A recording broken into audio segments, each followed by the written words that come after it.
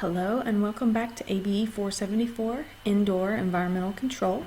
This is the third section in the final chapter we're going to cover from our textbook, Chapter 7 on solar radiation. And this third section follows the first two, which was an introduction, and then in the first section and then in the second section we talked about the Earth and the Sun and the relationship between those two, as well as how we measure time. And in this current section we're going to extend that to talk about solar angles. And after that there'll be two more sections, one on solar radiation and the final one putting all the pieces together to talk about heat gain into our structure. So let's begin with solar angles, and let's start with some considerations for solar angles. We are going to be referring to several figures from your book, so if you want to go ahead and grab your book, you'll want to have those. So figure 7.2, we will be looking at the various angles that are represented here: latitude, hour angle, and the sun's declination. And then we will also be taking a look at figure 7.4. Where we'll look at the solar altitude and the azimuth, and then finally we'll take a look at figure 7.5. And in figure 7.5 we add one more piece of the dimension where we have a surface that can be rotated off of the horizontal. So go ahead and grab your book so that you'll have that handy, and we'll be talking about the various parameters that are represented in those figures. So when we talk about solar angles, we want to use them to help us to describe the direction of the sun's rays. And as we start talking, we're going to be talking about specifically on the Earth's surface. So think of either the Earth's surface itself or some physical structure that is parallel to the Earth's surface, so a horizontal surface. In order to get started, there's a number of things that we need. So the first thing we're going to need to know is where we are. So what is our location on the Earth's surface?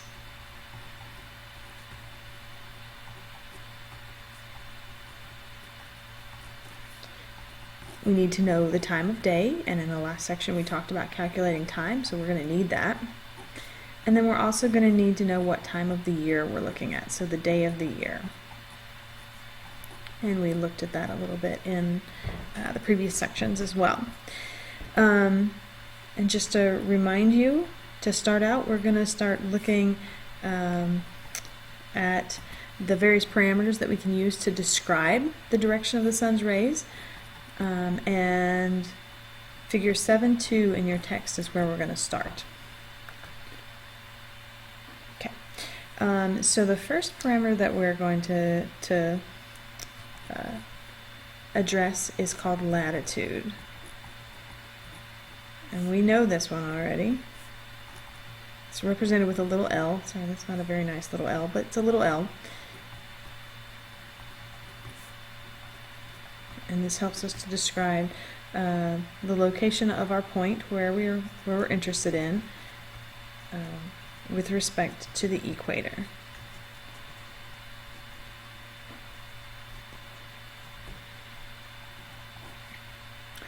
The second one is called the hour angle.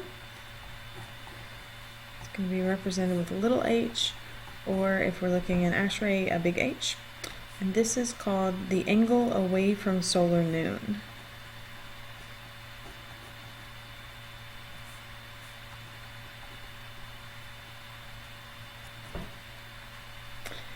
And it's going to be a negative angle if we're in the morning or before solar noon, and it's going to be a positive value if we're in the afternoon or after solar noon, and it is going to be 0 at local solar noon.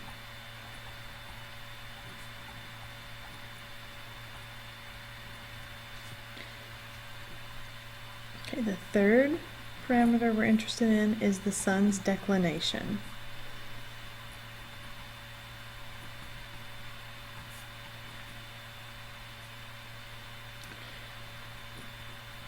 And this is the angle of incidence that's created by the tilt of the Earth.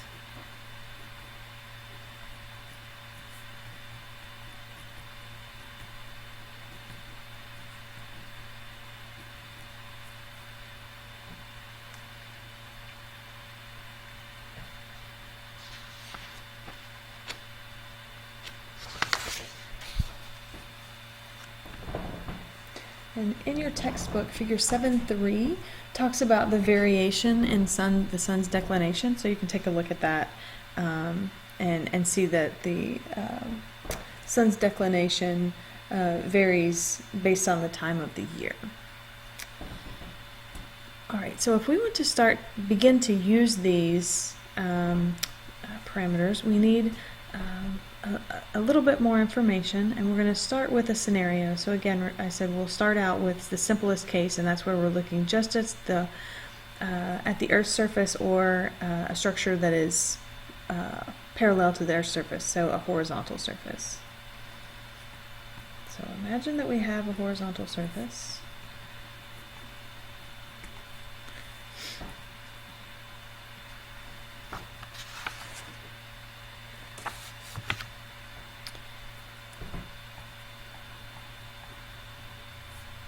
We're interested in the solar position in the sky. So we're going to add 2 more parameters to help describe this.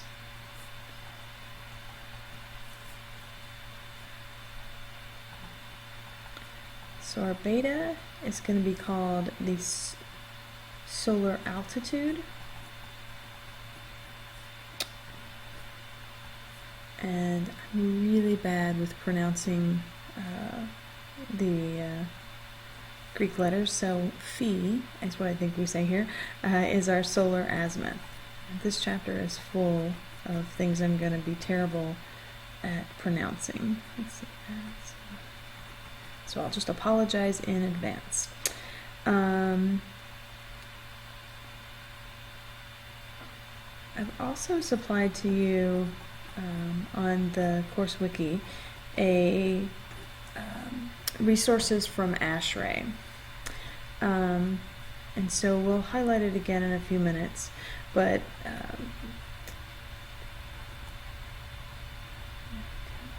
specifically these angles that I've highlighted here, the QOH and HOS, so they have, in those figures they have points on them and they're lettered, and so you can follow the points to create the angle. So QOH and HOS are in reference to that ASHRAE figure. It's kind of an extra here that's posted on the course wiki.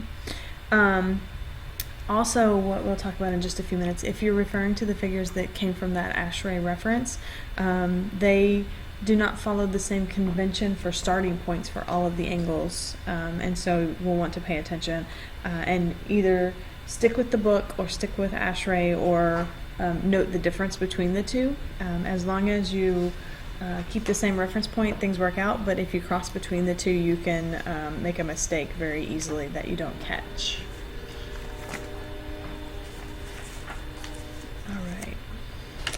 So let's keep moving in our descriptions of solar angles, and let's go on now to the parameters that are in figure 7.4. So we just said we have solar altitude and solar azimuth that are important for describing the solar position in the sky, and we highlighted what the angles look like in this ASHRAE figure. Now let's describe both those and add a few more. So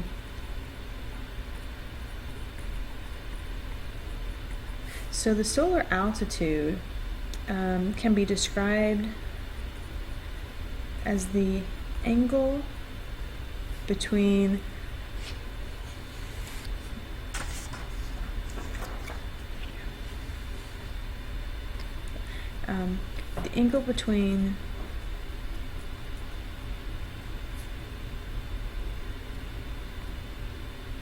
projection onto a horizontal surface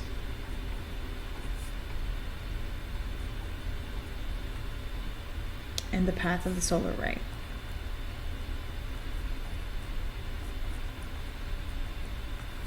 And just for reference, it's 0 at sunrise and sunset.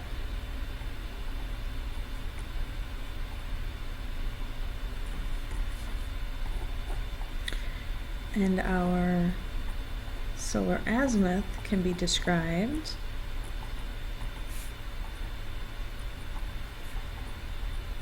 as the angle between solar noon, or solar noon position,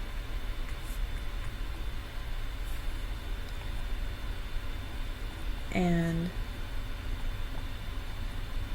the solar ray projection onto a horizontal surface.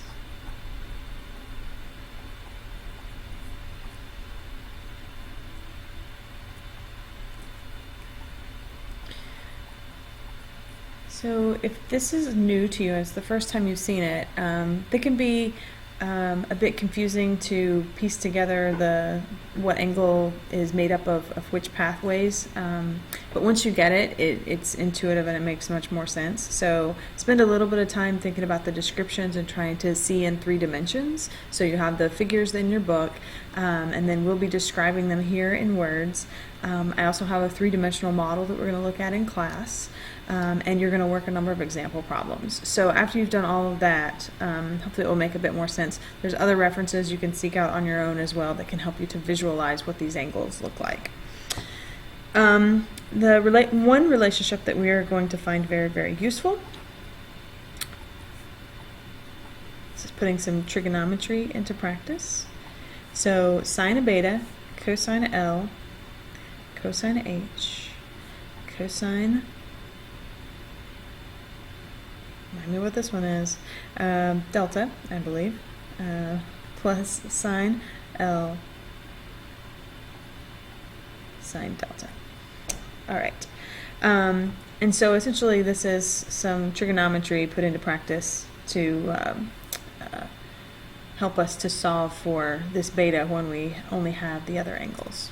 So if we want to go back and take a look at it, this is our latitude, this is our hour angle, this is our declination, this is our latitude, this is our declination. So this is mostly based on the time of day and the position.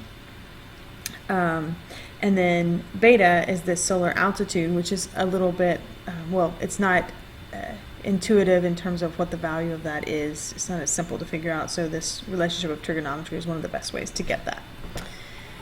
Okay, the next angle we're going to look at is the zenith angle.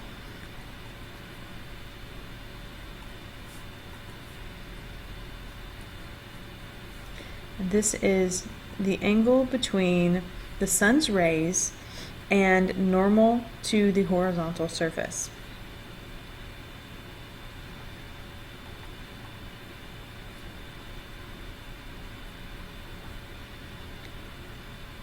And normal, if you recall, is the same as perpendicular. But for those needing to expand that piece of vocabulary or confirm it, normal is perpendicular.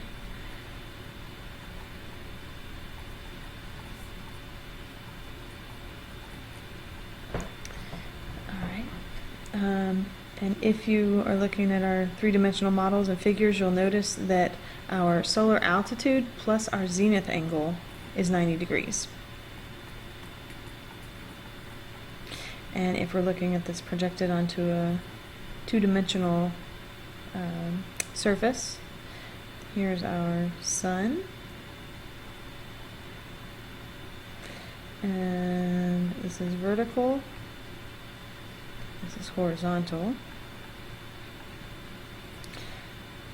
And the angle between vertical and the sun's rays is this zenith angle.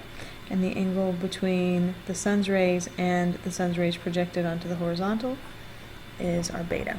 Oh, I just realized you can't see everything I'm doing there. Okay, so let's take a look at that again. So our solar altitude plus our zenith angle is 90 degrees. And then if we look at a 2-dimensional view of the sun's rays coming to the Earth's surface, and this is just a line representing a vertical line or a line that's normal to the Earth's surface, and this is a horizontal, so parallel with the Earth's surface. Then the angle between vertical and the sun's rays, so completely vertical and the sun's rays, is the zenith angle, and the angle between the actual sun's rays and the sun's rays projected onto the horizontal is beta. okay, is the solar altitude. All right, so we already introduced the idea of solar noon, and what solar noon means is it's the maximum, and it happens every day, the maximum altitude of the sun at a given location for that day.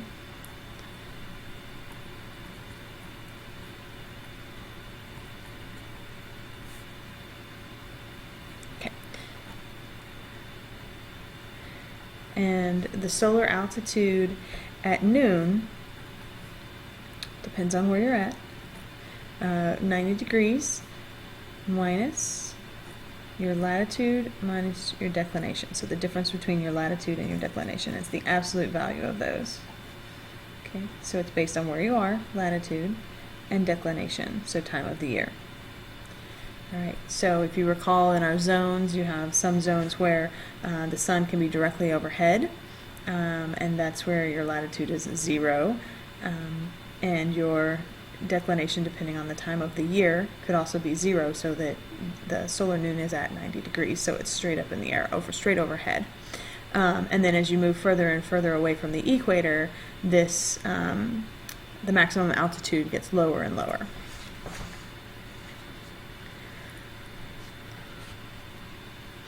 Right, and then let's come back and revisit this solar azimuth again. So as I work through the notes, some of the things are going to show up more than once because we're going to introduce them and then come back and add to them. So we've already talked about solar azimuth above. We've actually introduced it twice already. We're going to introduce it a third time here and talk just a little bit more about what it means. So instead of defining it, we're going to talk a little bit more about what it means. And there's a reason I do this. Part of it is repetition, because the more you hear it, the more it sticks. And part of it is that we're building on one another.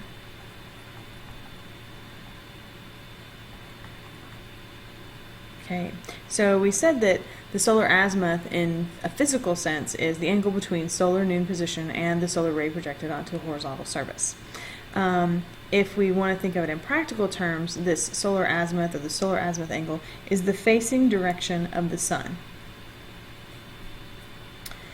And this is where our references for the starting point for this differ. For this and the hour angle. So for our book, they use due north as the starting point.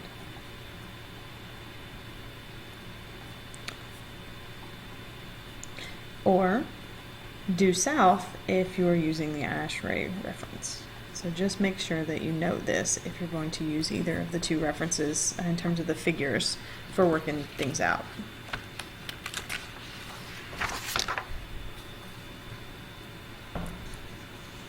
All right, and just to kind of reiterate that, so what does that mean in terms of a figure? Let's say we're looking at projection onto the horizontal surface.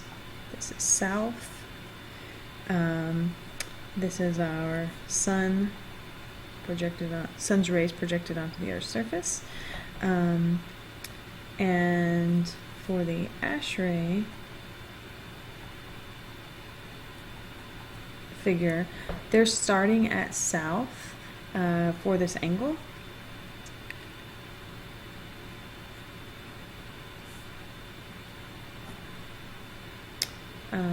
And so it's a 0 value if you're at due south.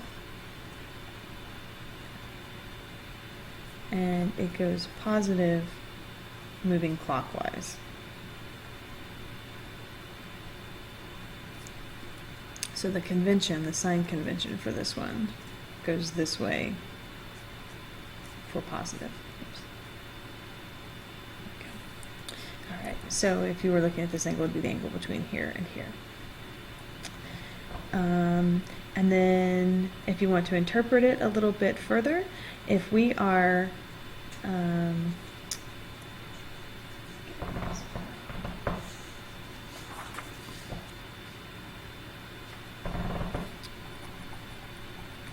if we're west of south, so we're having a positive value, then this can be interpreted that we're in the afternoon. And if we are east of south, or if we have an angle more than 880 degrees, which could be represented as a negative value, with the same range, a negative value, then we're looking at the morning. All right, and a little more trigonometry to tie some more of our values together and give us an opportunity to solve for common unknowns. The cosine of our solar azimuth is equivalent to the sine of our declination times the cosine of our latitude minus the cosine of our declination times the sine of our latitude times the cosine of our hour angle divided by the cosine of our solar altitude.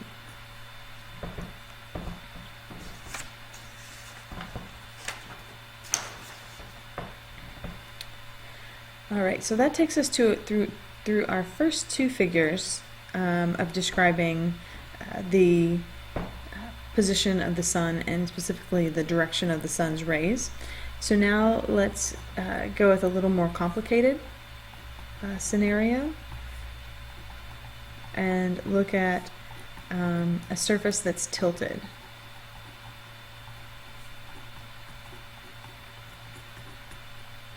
Away from the horizontal. So think we have a roof.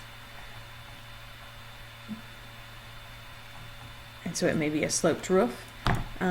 Or the walls of our structure are vertical, so they're certainly not horizontal either. And this is going to connect with figure 7.5, or in, like I said, the ASHRAE reference that will be on the course wiki, figure 10,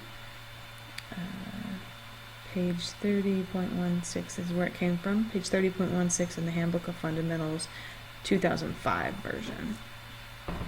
All right, so let's expand and talk about a few new angles that are created if we take our horizontal surface and we turn it.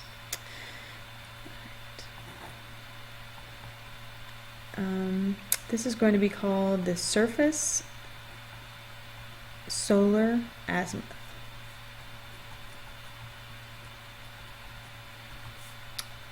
And it is the angle between the sun's projection onto the horizontal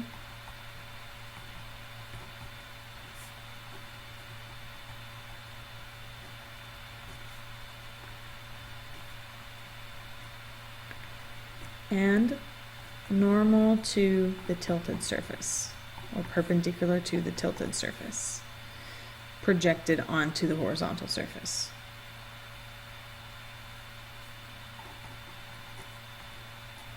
So that one makes total sense, right? When you see it, it's very simple, but putting it into words is a little bit complicated. And so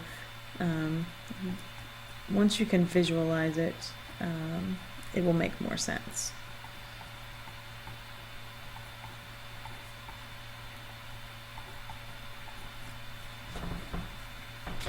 So anytime in here while I'm talking, feel free to pause, grab your textbook, take a look at it. In the ASHRAE figure, this angle is labeled as POH. All right, and the next angle we're going to take a look at is called the surface azimuth. And this is the facing direction of the tilted surface.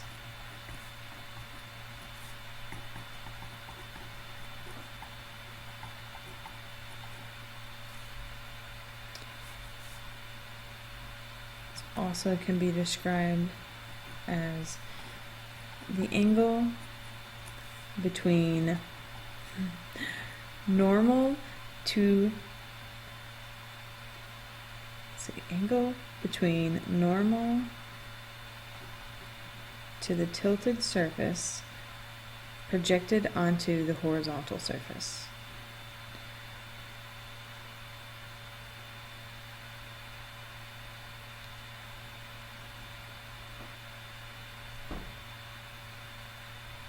Yeah, there we go. Normal to, try to have it written correctly. Normal to the tilted surface projected onto the horizontal surface.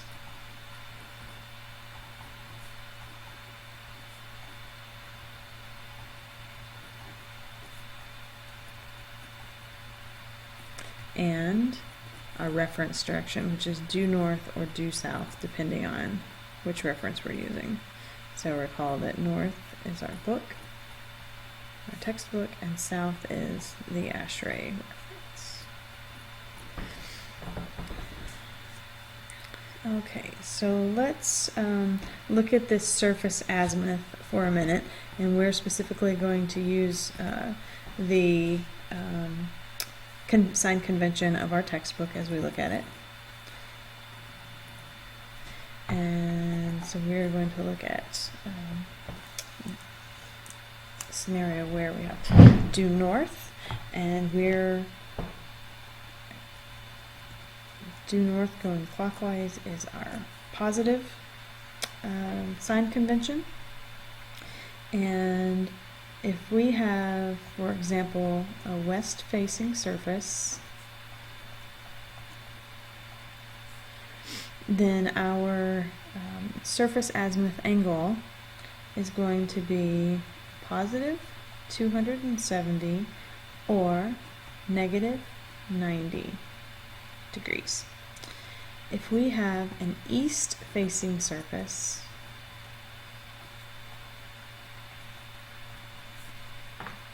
then this angle is going to be 90 degrees.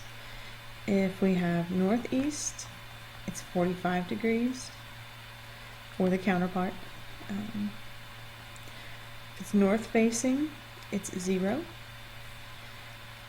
If it is southwest facing, it's positive 225, or the negative counter. And if it's south facing, it's positive 180 degrees.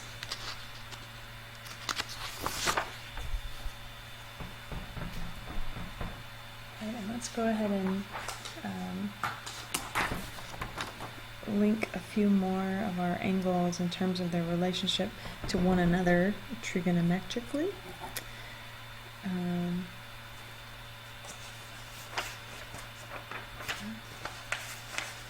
Our surface solar azimuth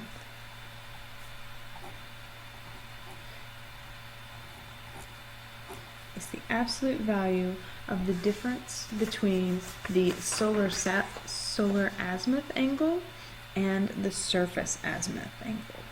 Okay.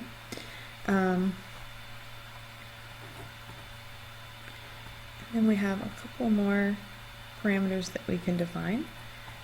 So we have an angle of incidence, which is the angle between the sun's rays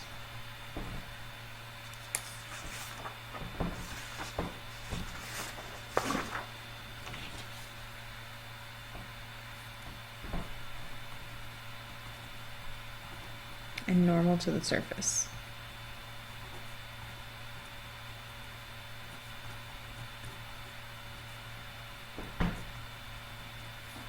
And then we have a tilt angle, and this helps us to describe our surface and how it relates to the horizontal surface, which has been our reference up until this section. This tilt angle is the angle between normal to the tilted surface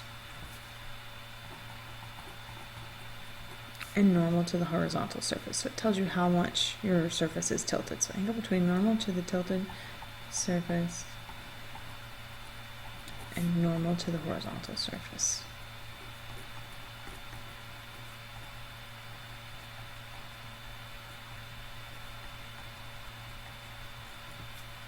So for a flat surface, i.e. the horizontal, the Earth's surface, then this tilt angle is 0. And for a vertical surface, it's 90. And then it can be any angle in between depending on how tilted the surface you're looking at is. Alright, so another relationship to tie these new angles together. Cosine of this angle of incidence is equal to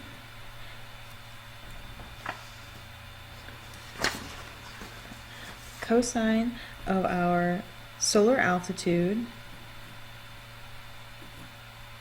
times the cosine of our surface solar azimuth times the sine of our tilt angle plus the sine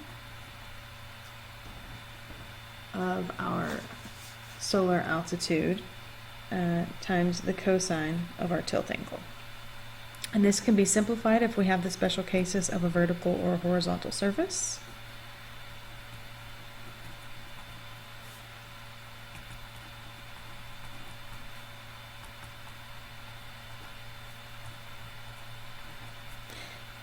So for vertical surface, we have a couple of terms that fall out because that term becomes 0. So in this case, cosine theta, cosine beta, cosine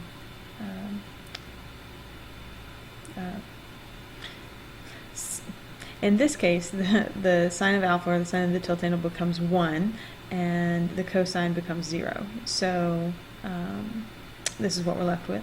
And for the horizontal surface, everything falls out except sine of beta. So this term becomes 0 and this becomes 1. Okay, I would encourage you to spend some time with these solar angles so that you are, push that up there for a few minutes, there you go, so that you are comfortable with at least physically what where they lie and what they're describing. We will certainly need these and be using them as we move into the next section where we're going to be calculating solar irradiation. The angles are used to describe essentially the amount of the sun's rays that are coming onto our surface. So the angles help to give the foundation for how much of what's coming from the sun is actually coming onto our surface and making an impact on our surface in terms of a change for an energy gain. The next section will delve into how to take this information for describing time and the angle of the sun's rays into the amount of energy that is influencing the surface that we're working with. So come back for the next section and we'll kind of put things together.